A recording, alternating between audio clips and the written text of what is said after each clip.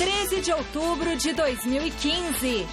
Carlos Miguel Aidar envia carta de agradecimento aos funcionários e renuncia à presidência do São Paulo.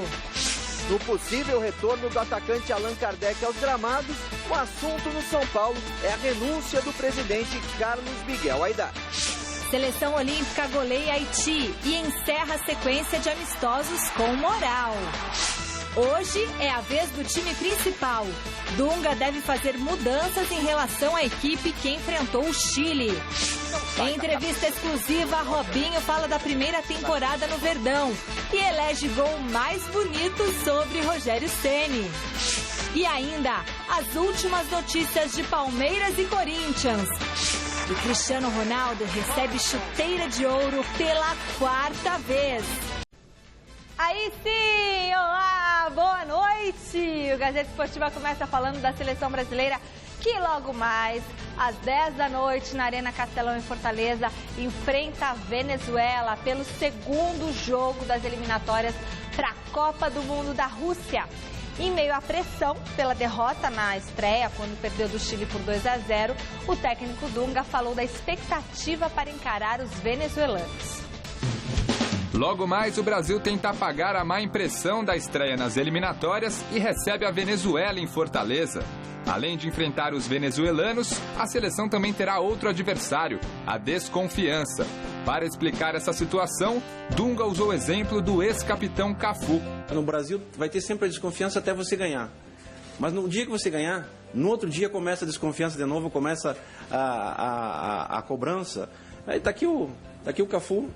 Pega o currículo do Cafu, vê quantos títulos é, e até o último jogo da seleção brasileira ele era cobrado. Então isso é a seleção brasileira. A gente sabe que hoje há uma desconfiança com a seleção brasileira, hoje há uma desconfiança com os jogadores que aqui estão, mas eu acredito que mais que ninguém, mais do que qualquer outro brasileiro, nós que hoje somos esses escolhidos para representar a seleção brasileira, queremos que isso tenha uma fluidez enorme, que isso tenha um sentido legal, porque no final também somos muito orgulhosos de ser brasileiro, também somos muito orgulhosos de estar vestindo essa camisa.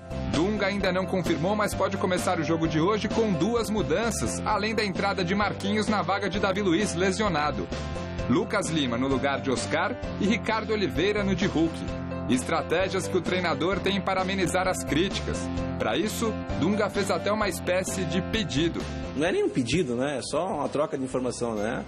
Os que estão do outro lado lá tinham que se colocar um pouquinho no nosso lugar. E quem já esteve aqui também pode colocar um pouquinho no nosso lugar. Em 2 dias você chega de viagem, 11 horas, 12 horas. Os outros também, as outras seleções também. Mas as outras seleções têm um trabalho de 8, 10 anos com os 80% dos mesmos jogadores. Nós temos que reformular a cada dia, a cada instante, tem essa cobrança. Agora, o que eu posso falar para o torcedor e para vocês, que estamos trabalhando, que é a nossa obrigação, muito. Estamos buscando o máximo de informação, estamos buscando o máximo de opiniões para nós conseguirmos resolver essa situação. E nós não vamos nos acomodar em nenhum momento e não deixaremos ninguém que está parte do grupo tenha esse conformismo. Nós temos que lutar até o momento que nós conseguirmos o nosso equilíbrio. Grande noite para você que acompanha o Gazeta Esportiva. Nas entrelinhas, me pareceu que o Dunga estava dando um recado a ex-jogadores que participaram da seleção brasileira e que hoje são críticos ao comportamento da seleção. Isso faz parte do jogo, mas também eu não admiro muito essa postura do Dunga de se defender o tempo todo. É óbvio que ele tem um pepino nas mãos. Ele pega uma seleção que foi vítima de chacota na Copa do Mundo, que tomou 7 da Alemanha, que tomou 3 da Holanda, e tem que refazer tudo isso e resgatar o prestígio perdido com um time limitado. Talvez seja um dos times mais limitados da história do futebol brasileiro. Você tem bons jogadores, como o William, por exemplo, o Neymar, que não está fazendo parte dessa seleção. Então, confesso que realmente é um trabalho muito árduo. Mas já começa reconhecendo isso também. Porque o discurso ainda é um nariz muito empinado e cheio de desculpas. Perdemos para o gramado, perdemos para isso, perdemos para aquilo. Simplesmente admita que a seleção não está bem, mas só que o objetivo é fazer esse time melhorar. Eu acho que essa franqueza Ela torna o ambiente muito mais saudável e a seleção mais simpática. Eu fico muito à vontade, eu já disse aqui nessa bancada, eu estou divorciado da seleção brasileira. Eu não torço mais para a seleção, não tenho vontade de torcer para a seleção por tudo que fizeram com ela. Ela virou um objeto, um balcão de negócios em que se beneficia apenas a CBF e seus dirigentes. Ela deixou de pertencer ao povo, sabe? E também não tem a menor simpatia do povo, porque é uma seleção que não representa a imensa maioria do torcedor, Chico. Ou estou errado? Boa noite. Boa noite, o meu querido Celso Cardoso. Boa noite, Michele e Menezes, né, que estão na barriga da Michele. Boa noite a todos vocês. Eu concordo com você. Acho que a seleção brasileira perdeu a identidade com o povo brasileiro há muitos anos. Principalmente quando, depois da Lei Pelé, a Lei Zico, em que tirou dos clubes o direito sobre os jogadores, deu liberdade para os jogadores, mas não deixou na mão dos jogadores, deixou na mão dos empresários. Então, os empresários tomaram conta do futebol brasileiro e, praticamente, eu já escrevi isso, a seleção não é convocada, né? A seleção, na verdade, é acordada. Se faz acordos com 26 empresas diferentes. Hoje, cada jogador de futebol é uma empresa, que se liga a outra empresa, que no caso aí é o empresário, e até, às vezes, o pai, o irmão, também monta outra empresa, aí você negocia com 3 empresas. Quando você convoca uma seleção, você não está convocando uma seleção, você está convocando 26 clientes seus, né? Na verdade. Então, ficou uma coisa muito estranha, muito esquisita.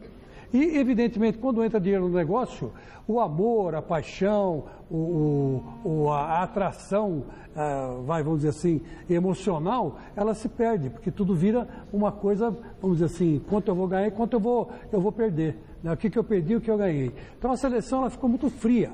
Ficou muito fria por causa do próprio sistema em que hoje o futebol está enquadrado no mundo. Lá na Europa, isso dá certo, mas até a página 5.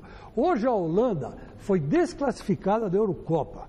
Foi desclassificada da Eurocopa. É a Holanda que meteu 3 no Brasil aqui, vai fazer um ano atrás, levou um cacete, perdeu de 3, perdeu 3-2, com uma vergonha, eliminado. Outro dia, a Alemanha, que meteu 7-1, perdeu de 1-0, de um paizinho inexpressivo da Irlanda, que de futebol não tem expressão nenhuma, a Irlanda. Então quer dizer que o futebol é dinâmico, o futebol muda. Está ruim para nós, mas está ruim para quem ganhou também, viu, Celso?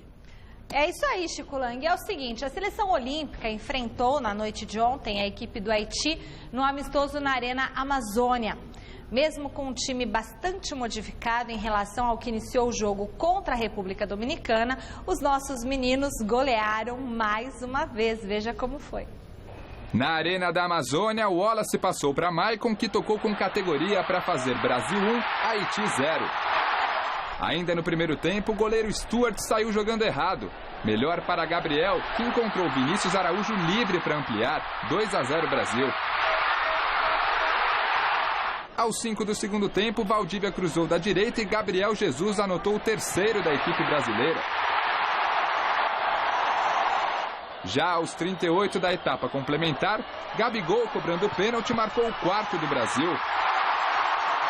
3 minutinhos mais tarde, o próprio Gabigol aproveitou o cruzamento rasteiro da esquerda e fez 5-0 para a seleção olímpica. O Haiti ainda achou tempo para anotar o gol de honra nessa bomba de Belfort. E ficou nisso. Final Brasil 5, Haiti 1.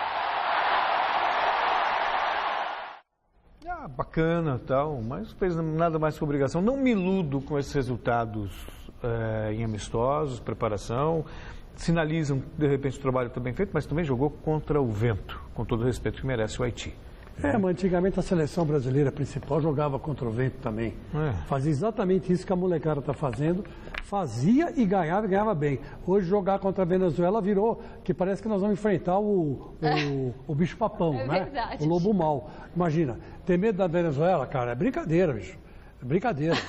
É um belo país, não vou dizer que não. Eu gosto até que da Venezuela. Como diz um certo comercial, né? Vá um título da Venezuela, Miss Universo. Miss Universo. Agora, peraí, né? Agora, que essa seleçãozinha nossa aí, é uma boa seleção, Dá-me um título. Eu não sei não. Eu acho que jogar o Neymar, o William e mais um aí e botar essa seleção para jogar a Olimpíada. Eu acho que vai dar certinho. Seguinte, Enquete que está no ar no site Gazeta Esportiva. Nós queremos saber, 2 pontos. Qual seleção brasileira passa mais confiança para você? A seleção principal ou a equipe olímpica? Celso Cardoso. Nossa Senhora. Pra você nenhuma das duas, porque você não gosta de nenhuma das duas, você não torce por nenhuma das duas. Mas tá não, qual passa mais confiança? Divorciado, então não vou votar também, até por uma questão. Por que não vai votar? Não, por que não?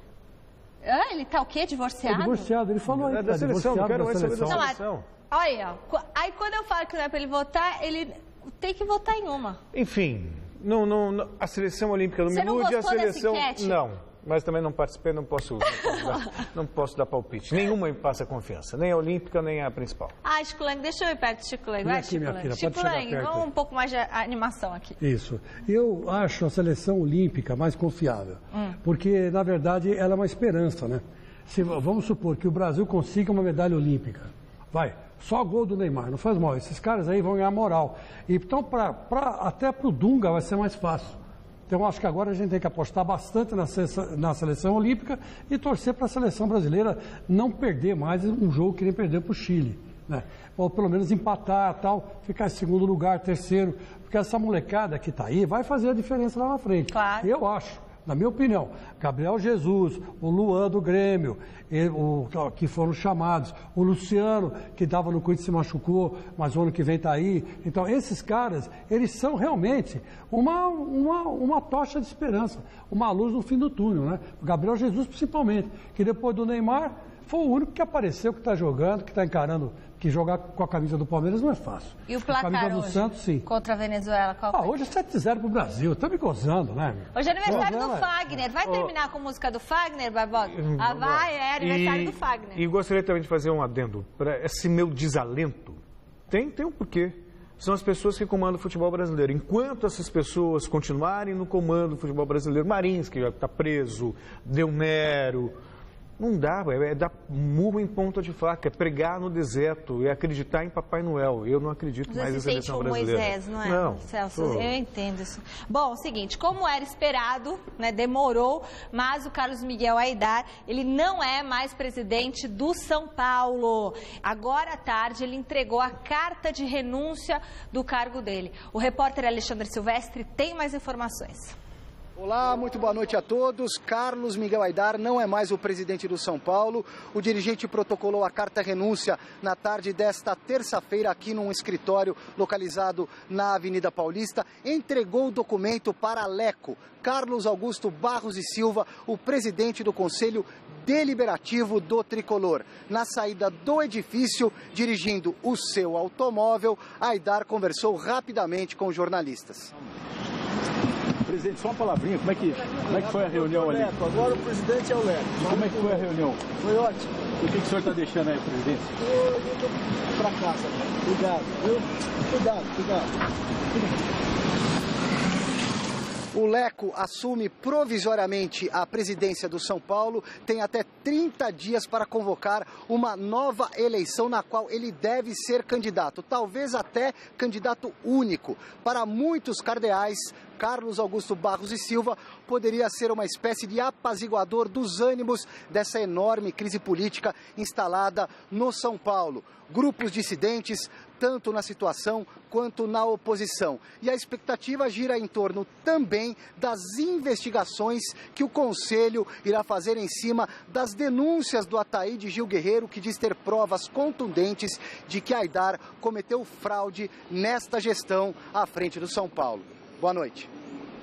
A pergunta que fica, e principalmente para o São Paulino, para o sócio, para o conselheiro, o Aidar entregou cargo sob sérias denúncias. Ponto. Então o Leco vai apaziguar os ânimos de que maneira? Deixando para lá? Empurrando toda a sujeira para debaixo do tapete? Acho que a pergunta que fica agora é o conteúdo dessas acusações, se tem investigação, se não tem investigação, sabe? O clube, pelas denúncias, né, levando em consideração o teor das denúncias, e elas devem ser procedentes, senão o presidente não renunciaria ao cargo, não estou maluco, né? São graves, são sérias, lesaram o clube. E aí, sai de cena e está tudo certo? né? A gente já viu vários exemplos disso, só que só a saída de cena para tirar foco do problema resolve. A gente não pode esquecer, o Flávio falou isso e com muita propriedade. O Flávio falou aqui ontem, aqui do meu lado, nessa bancada. São todos parte de um mesmo projeto. Não pode esquecer que o Juvencio, que trabalhava na gestão anterior, trabalhava com o Leco, trabalhava com o Aidar, foi o Juvenal que colocou, inclusive, o Aidar, né, como propôs a candidatura do Aidar para sucedê-lo. Quer dizer, são todos ali da mesma chapa, né? Então, a pergunta é que vai ficar tudo a limpo? Né? Vai ser passado a limpo ou apenas vai passar uma borracha e seguir e fingir que não aconteceu nada? Olha, Celso, a grande pergunta que eu estou me fazendo, já vai fazer uns dias, desde quando surgiu esse papo de querer entregar o cargo, como entregou hoje. Não, aliás, acho corretamente. Né? Entregou o cargo. Entregou o cargo. Quando ele entregou o cargo, na meu modo de entender, ele já fez um acordo. Ou seja, eu entrego o cargo, mas vocês escondam, por favor, todas as bobagens que eu fiz. Porque senão eu não entregaria. Evidente que não. Se você está numa briga, te acusam de alguma coisa e você tem a razão, você vai até o fim se defendendo. Isso é óbvio. Ele não tem defesa, então por isso que ele entregou o cargo. Mas houve um acordo. Ah, legal, então nós não vamos cobrar as burradas que você fez. Eu, particularmente... mas tem uma investigação em andamento, não, né, não, espera só um pouquinho. O que eu quero perguntar é o seguinte, por que há 8 anos atrás o Ministério Público entrou com as 4 patas em cima do Corinthians e praticamente derrubou do Alibe, tornaram o Corinthians, botaram o Corinthians nas páginas de polícia, né, ou de todo quanto faz site, até no Jornal Nacional entrou, era cada dia um escândalo que aparecia no Corinthians, com polícia, Ministério Público, foi um escândalo total, porque fizeram isso com o Corinthians, e agora, diante de uma denúncia mais grave, que era contra o do Alibe, que existia naquela época contra o do Alibe, isso não vai acontecer no São Paulo. Por que não aparece um do Ministério Público e entra com pedido, né, para ver se há algum problema, alguma interferência, deixar de pagar imposto, sei lá o quê, alguma coisa assim. Por quê? Por que só foi no Corinthians? Isso que eu me pergunto. Então, quando eu falo que o Corinthians é perseguido, porque é mesmo.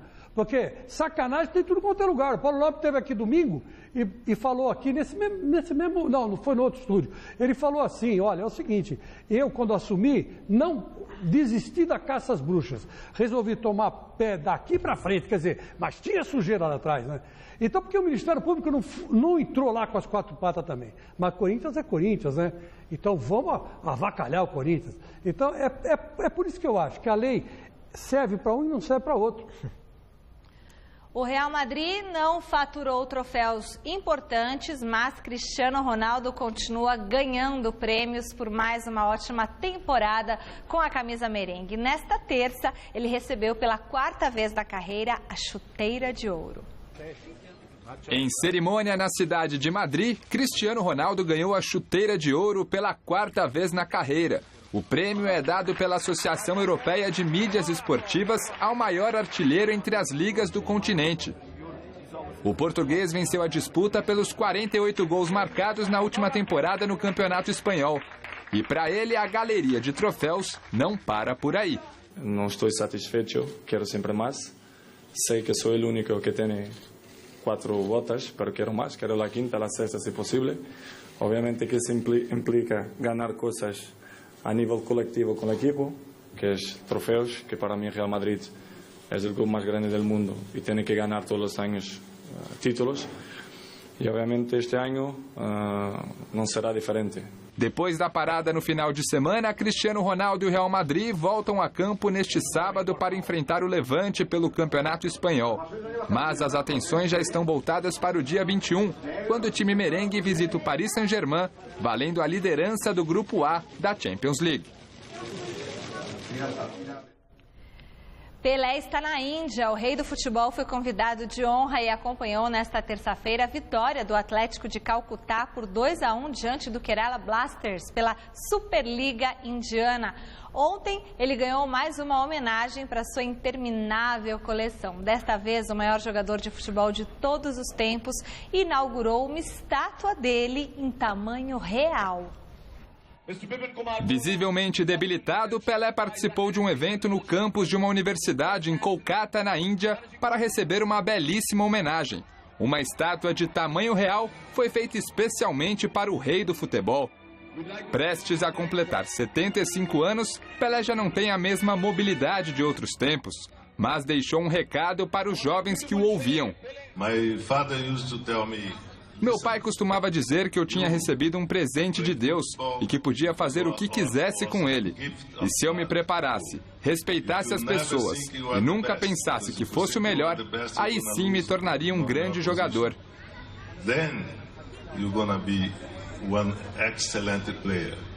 A última vez que Pelé visitou a Índia foi em 1977, quando jogava pelo New York Cosmos. Nessa semana, a visita em solo indiano continua. Amanhã, ele chega em Nova Delhi para assistir a final da Copa Subroto na sexta-feira.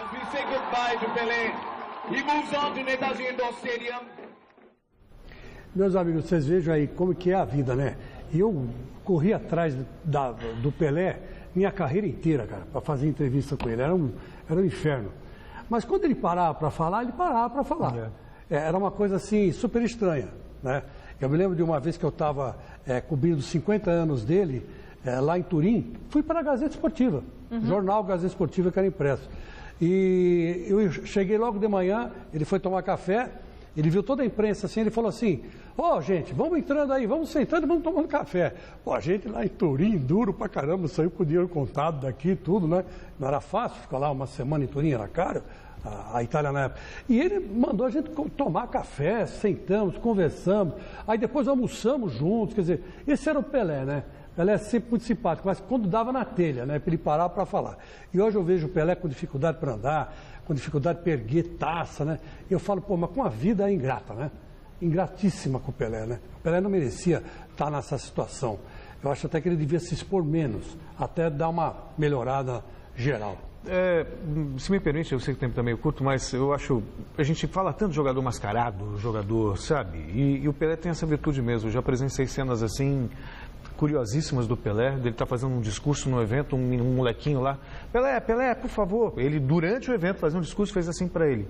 Depois do evento, ele parou, qual é o seu nome? Pá. Aí juntou aquela multidão e ele autografando todo mundo. Pacientemente. E um monte de jogador aqui que não jogou nem 10% do que jogou o Pelé, nariz empinado, se acha o cara.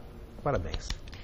O assunto agora são os Jogos Olímpicos do Rio de Janeiro 2016. Os melhores pilotos de mountain bike do mundo se enfrentaram neste final de semana num evento teste. Veja na videoreportagem de Renata Falzoni e Felipe Meirelles. 35 atletas de 20 países largam debaixo de um sol de rachar no Parque Radical de Deodoro para a estreia da pista olímpica da Rio 2016. 5 voltas em um percurso de 4 quilômetros e 900 metros.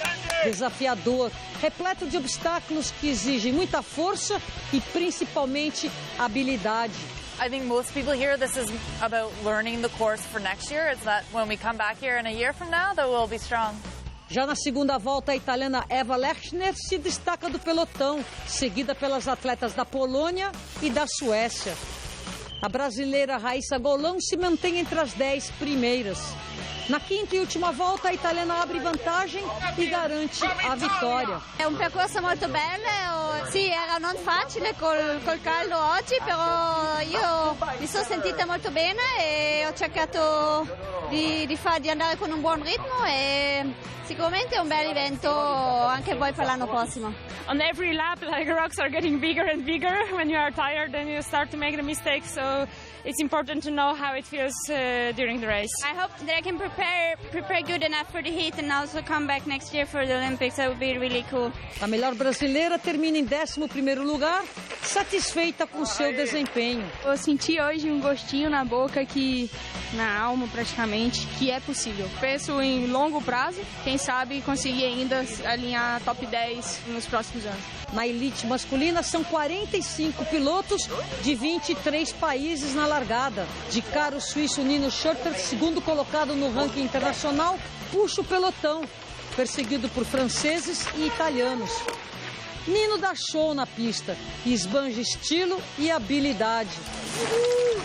O brasileiro Henrique Avancini se mantém no segundo pelotão, no mesmo ritmo do atual número 1 do ranking e medalhista de ouro de Pequim, o francês Julian Absalon. Faltando 2 voltas para a chegada, o brasileiro Henrique Avancini assume a 3ª posição. Nino Schurter guarda energias e na reta final arranca para faturar a medalha de ouro no desafio internacional de mountain bike Aquece Rio. O francês Maximo Arrotti fica em segundo e o italiano Andrea Tiberi garante o 3º lugar, com direito a dancinha para cruzar a linha de chegada. It's a good course. Was a big challenge with the climber. It was so hot and yeah, it was tough to race, but I'm really satisfied about my win here. You think next year we're going to have an extremely very good mountain bike event, better than any Olympic Games ever? I hope so. That's the goal. No sprint final, Julian Absalon aperta o ritmo, garante o 4º lugar e deixa o brasileiro Henrique Avancini em 5º. Vindo de uma temporada difícil para mim, terminar num resultado como esse, para mim é algo extremamente motivante e era necessário para 2016. Hoje eu vou dormir bem feliz. Está gostando do Gazeta Esportiva? Tem alguma sugestão? Então pode falar com a gente através do Twitter do programa, twitter.com/Gazesportiva. Lá você fica sabendo tudo que rola no Gazeta Esportiva, tanto no programa quanto no site, viu? Vinícius Bocato está sempre atualizando as nossas redes sociais. E tem o site da TV Gazeta, tvgazeta.com.br.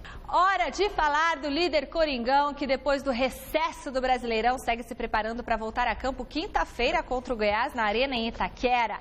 O repórter Osmar Garrafa está neste momento no CT Joaquim Grava. Olha como ele está bonito, Garrafa, hoje, acompanhando mais um treino do Timão. Boa noite, Garrafa.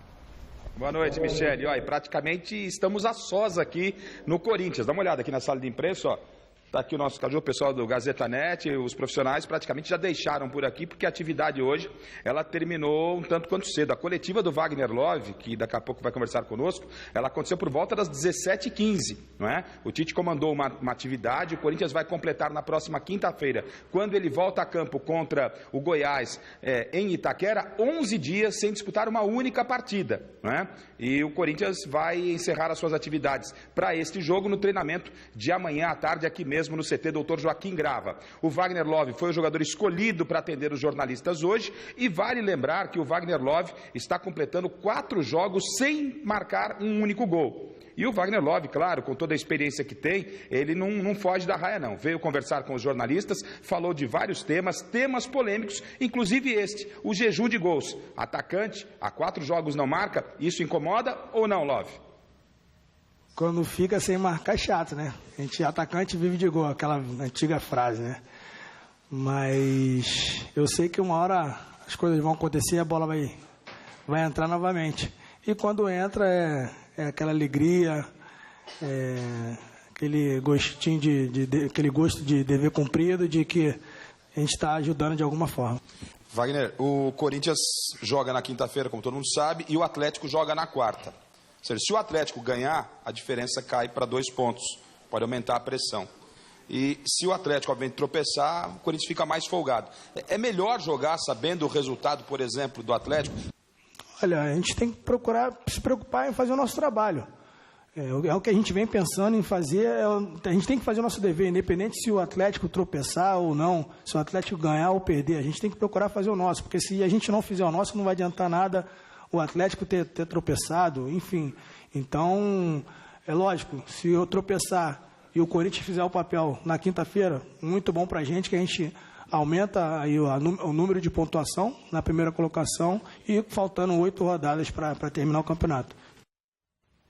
Tá certo, tá aí, portanto, Michele, o Corinthians tem essa vantagem, né, entre aspas, de jogar na quinta-feira, diferentemente do Atlético Mineiro, que entra em campo na quarta. O Galo joga amanhã e o Corinthians vai a campo sabendo aquilo que precisa. Ou entrará pressionado em caso de uma vitória do Atlético, que diminuiria a vantagem, que hoje é de 5, para 2 pontos apenas, ou então o Corinthians entraria folgado caso o Atlético venha empatar ou vencer o seu compromisso. O time para amanhã, para quinta-feira, melhor dizendo, ainda não está pronto. O Tite tem problemas, ele já sabe que não vai contar com o Felipe Felipe, que está suspenso, né? Com isso, o Edu Dracena está confirmado na vaga do Felipe. Não tem também os seus laterais titulares. O Fagner e o Wendel continuam no departamento médico. Na direita, o Edilson continua pelo setor. E pela lateral esquerda, a boa notícia é que o Guilherme Arana está de volta. Mas a grande dúvida do Tite é saber se ele vai poder contar ou não com os 3 jogadores que estão servindo a seleção brasileira. Casos de Elias, Renato Augusto e o zagueiro Gil. O Elias é o que mais preocupa. Por quê? Porque o Elias vem sendo aproveitado pelo Dunga como titular. Deve, daqui a pouquinho, estar em campo como titular contra a seleção da Venezuela. Já o Renato Augusto e o Gil não participaram da primeira partida das eliminatórias contra o Chile e dificilmente, ou pouco provável, entrarão em campo hoje. Os jogadores estarão retornando amanhã pela manhã, já ficando à disposição do Tite. No treinamento de hoje, para o lugar do Elias, que pode mesmo ser o único que fique fora da partida contra o Goiás, o Rodriguinho vem treinando entre os titulares. Para o lugar do Gil, o Iago está de sobreaviso, vem trabalhando nesta função, e para o lugar do Renato Augusto, o Danilo. O Wagner Love falou a respeito dessas ausências durante a semana e também ausências prováveis e algumas já certas para a partida contra o Goiás. Se isso preocupa ou não.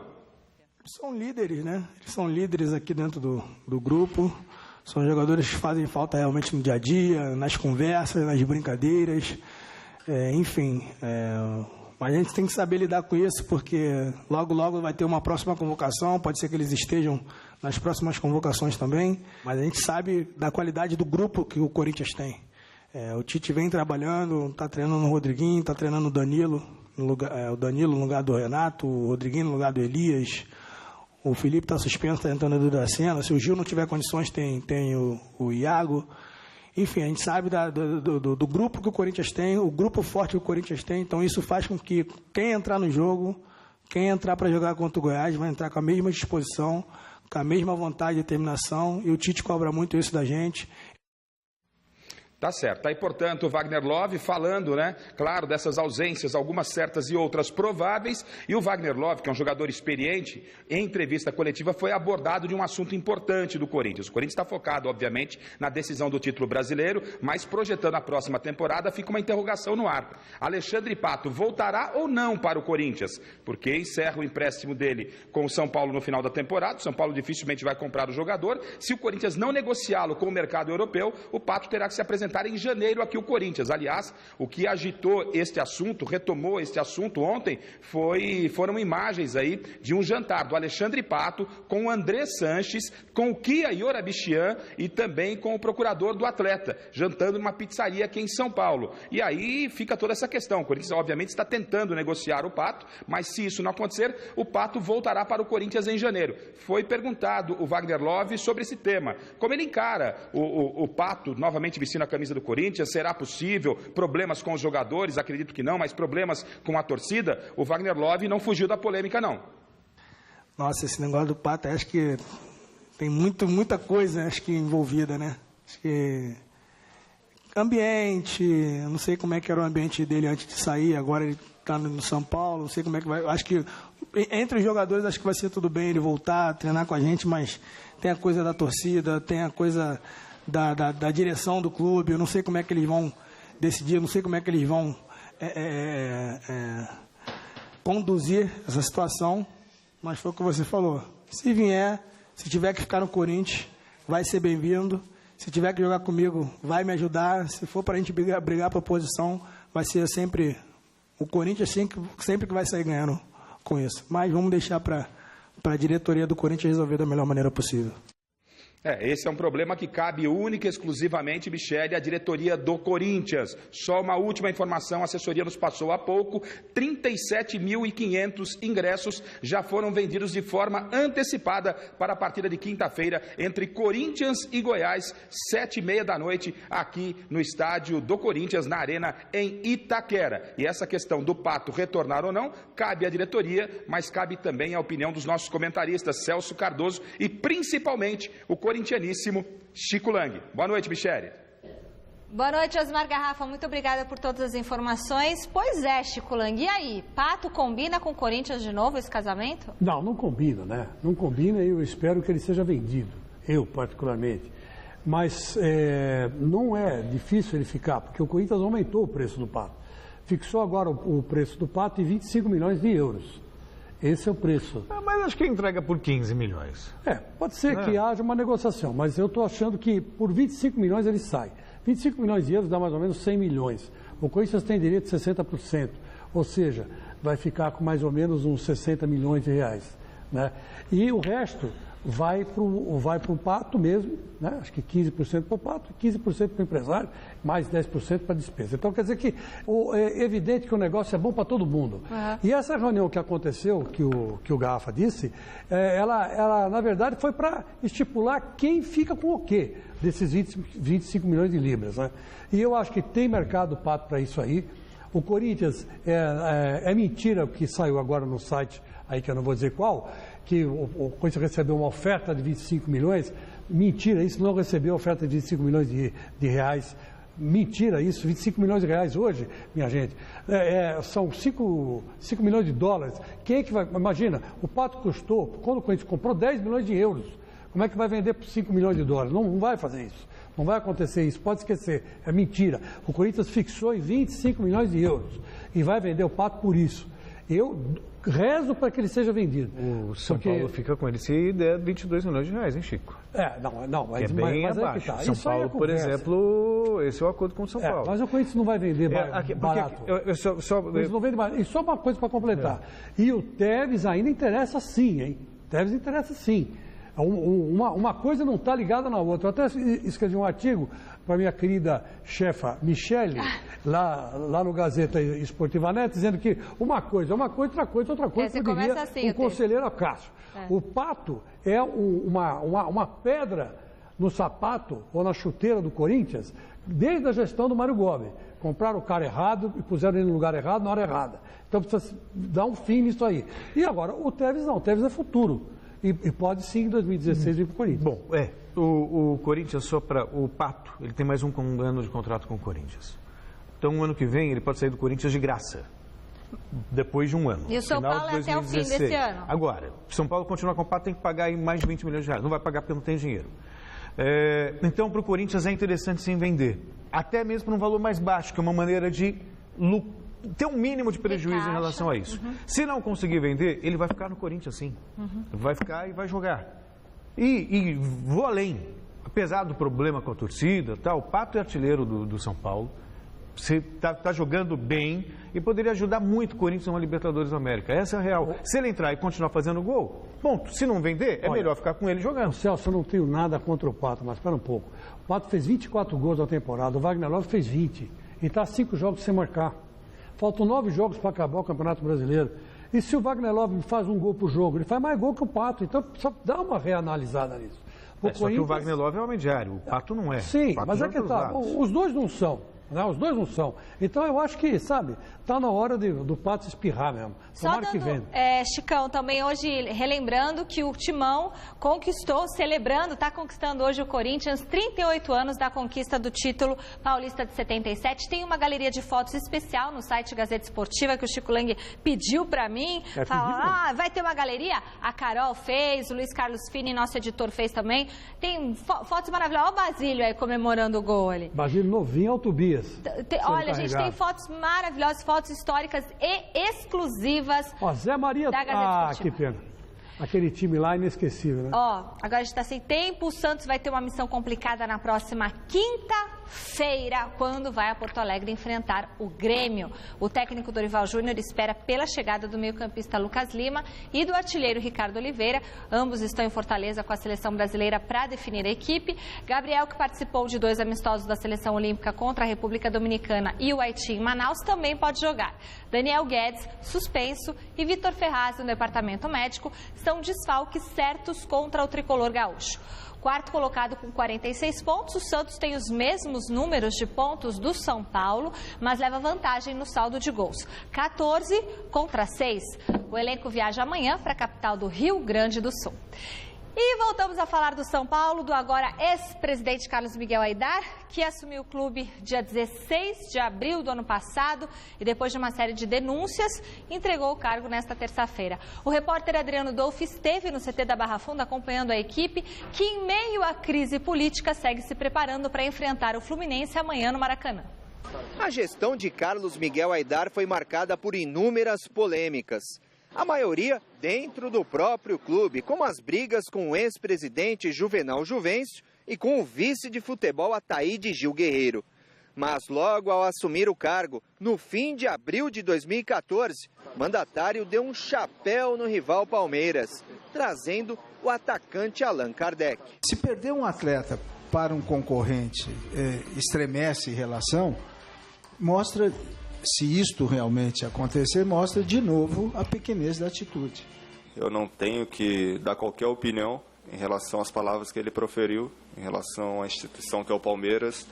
Claro que nós temos clubes gigantes dentro do Brasil e o Palmeiras é um deles, assim como São Paulo, assim como nós temos no Rio Vasco, nós temos Flamengo, nós temos Cruzeiro, temos Atlético, nós temos inúmeras equipes aqui que merecem respeito e a briga que eles tiveram, eu não sei se foi uma briga particular, eu não consigo classificar dessa maneira. O atacante passou por uma cirurgia, ficou 6 meses parado e acompanhou uma série de mudanças no clube, especialmente de treinadores. Eu saí sob o comando do professor Muricy, que foi onde me lesionei, e farei o meu retorno na primeira partida sob o comando do Doriva. Tivemos o professor Osório neste meio tempo, onde eu pude trabalhar poucas vezes com ele, não sei se 1 ou 2 semanas, mas foi um período bem curto, então fica difícil você conseguir fazer uma análise mais profunda em relação ao professor Osório. E a parte política, eu acho que os jogadores não têm que se meter.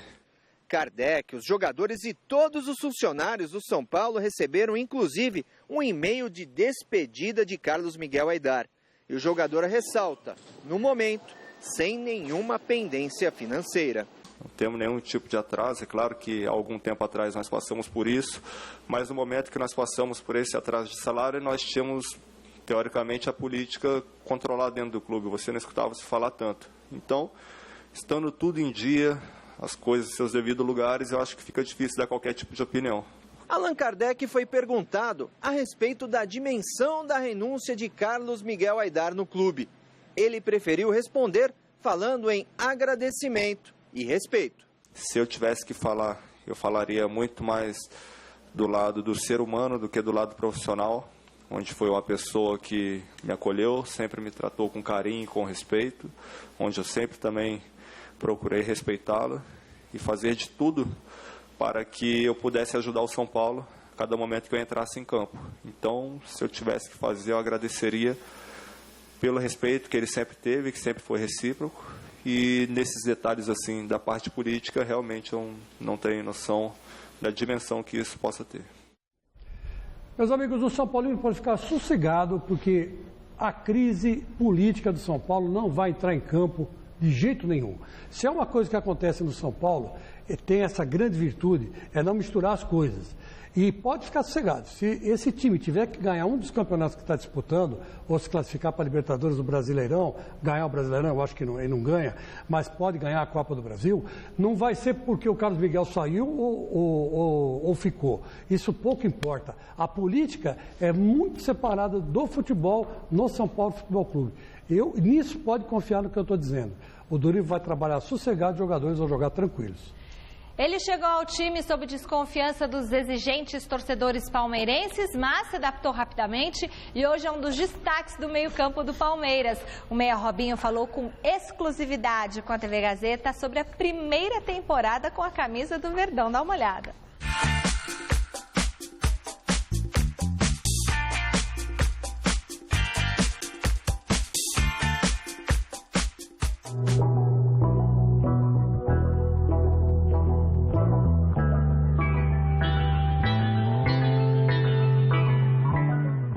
Como é que o grupo, claro, a gente tem muita coisa boa para falar do seu momento, dos gols que você tem feito, desse bom momento do Palmeiras, mas o Palmeiras passa uma semana aí vindo de uma goleada, algo que realmente está incomodando a torcida e os jogadores. Como é que o grupo está administrando tudo isso, Robinho? Olha, é difícil você vir do jogo de 5, tomar 5 gols assim no Campeonato Brasileiro é complicado. Só que é como nós conversamos, tem que deixar para trás, colocar uma pedra em cima disso aí e pensar para frente.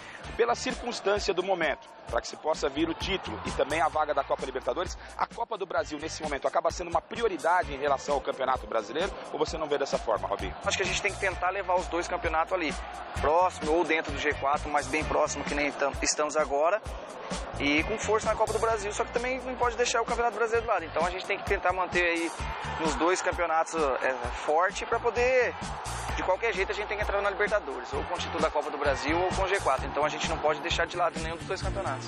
O que não sai da cabeça do torcedor, e obviamente quando você veio para essa entrevista você sabia que você ia falar sobre isso, foram dos seus 2 gols no Rogério Ceni. Já virou piada na internet, né, com todo o respeito que o Rogério nos merece, aí lançaram um relógio aí o palmeirense falou, esse relógio já saiu adiantado. É brincadeira, gente. O Rogério é um belíssimo profissional, um baita de um goleiro, né? Mas entrou pra história, pra carreira do cara. E como é que foi pra você esses 2 gols aí? O que isso mudou na sua vida, Robinho? Mudou bastante. Eu acho que quando falam do Robinho do Palmeiras, a primeira coisa que vem na cabeça das pessoas são esses 2 gols aí. Pra mim, eu tô feliz demais, porque é uma coisa que não acontece sempre, né? Você conseguir fazer 2 gols por cima, como foi, e num grande goleiro, um cara que tem uma história maravilhosa, tantos títulos aí. Então eu tô feliz demais, meus amigos, minha família, não falo em outra coisa, só nisso. Agora, qual foi o mais bonito? Você já deve ter visto umas 500 vezes cada um deles, você é o cara pra dizer qual dos 2 é o mais bonito, plasticamente. Eu acho que o primeiro foi mais bonito. Pela distância, pela maneira que foi. O segundo é um gol bonito, pelo jeito que eu bati na bola, né? Cortando ela assim no meio, mas sem dúvida nenhuma o primeiro ali, tempo do jogo, 2 minutos de jogo, um clássico, né? A gente precisava vencer, a gente estava vindo de derrota pro Santos, a gente precisava vencer, precisava voltar a ganhar no campeonato, então foi, eu acho, sem dúvida nenhuma, pela importância também e pela distância, pelo domínio de bola, eu acho que foi o primeiro mais bonito. Para o próximo ano, o que o Robinho está esperando? Independentemente do que acontece, tem muita coisa para acontecer. Mas como é que vai ser esse Palmeiras daqui para frente e já projetando a próxima temporada, Robinho? Eu imagino que o ano que vem, com certeza, vai ser muito mais organizado, porque já tem um elenco praticamente montado. O Alexandre e o Cícero já conhecem mais o clube, já sabem como que é. O Paulo já conhece mais os jogadores, então ele já sabe o que ele pode tirar de cada jogador, mantendo a comissão técnica, eu acho que com certeza vai ficar, pelo trabalho que eles vêm fazendo. Então eu tenho certeza que 2016, 2017, o Palmeiras vai ser o time a ser batido do Brasil aí. Parabéns aí pelo que você tem feito no Palmeiras, pela importância tática que você tem, pelos gols que você tem marcado. Esses 2 gols do Rogério entraram para a história do futebol paulista e brasileiro, por que não? Pela importância do jeito que foi e principalmente no goleiro que foi, né? Então, sorte pra você, sucesso e obrigado pelo carinho com a gente, cara. Obrigado a vocês pelo convite. Quando precisar, só dá um toque. E um detalhe, hein? Votação aberta, troféu Mesa Redonda, tá aí, ó. Bom candidato pra ser troféu Mesa Redonda no final do ano. Valeu? Tchau. Tchau, gente. Valeu. Com certeza. E olha, amanhã às 9 da noite o Palmeiras entra em campo contra a Ponte Preta tentando apagar o vexame de quase 10 dias atrás, quando foi goleado pela Chapecoense. A torcida deve mais uma vez comparecer em bom número, já que até o início da tarde de hoje, 18 mil ingressos para a partida haviam sido vendidos. E o repórter Fernando Gavini acompanhou o último treino na academia de futebol antes do duelo. Depois de jogar 2 vezes pela seleção olímpica nas vitórias de 6-0 sexta-feira sobre a República Dominicana e 5-1 ontem sobre o Haiti e marcar uma vez em cada partida, Gabriel Jesus está de volta a São Paulo e já se reapresentou ao Palmeiras. O jogador, no entanto, não participou do treinamento, ficou apenas assistindo à atividade, mas mesmo assim estará à disposição do técnico Marcelo Oliveira para a partida desta quarta-feira contra a Ponte Preta. Se ele for escalado, deve entrar no lugar de Zé Roberto, que treinou como titular, aberto pelo lado esquerdo do meio-campo. Se isso acontecer, o veterano de 41 anos será deslocado para a lateral esquerda, já que Egídio está suspenso pelo 3º cartão amarelo. Quem dificilmente terá condições de jogar é o paraguaio Lucas Barrios, que joga nesta noite contra a Argentina pelas eliminatórias da Copa do Mundo. Quando voltar a São Paulo amanhã, será reavaliado pela comissão técnica e, se tiver condições, ficará no banco de reservas.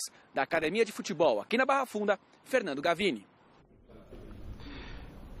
Aí, muito bem, Palmeiras, então, o Robinho, né, fez para mim o que foi os gols mais bonitos do ano e merecia até estar concorrendo ali na FIFA. Ao prêmio Puskas, né? Exatamente. Concordo. Essa é a grande verdade. E, Michele, vamos acabar o programa? Vamos terminar o programa de hoje, nós voltamos amanhã com muito mais esportes para vocês. Um beijo. Até daqui a pouco no Jornal da Gazeta. Tchau. Até amanhã. Montado num cavalo ferro, vivi em Campos Verdes, me enterro em terras trópico-americanas, trópico-americanas, trópico-americanas.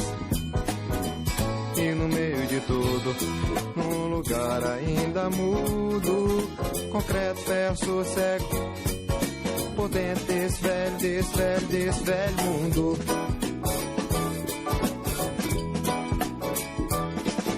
Pulsando num segundo letal, no Planalto Central, onde se divide o bem e o mal. Vou achar o meu caminho de volta, pode ser certo, pode ser direto, caminho certo, sem perigo fatal. Poeira da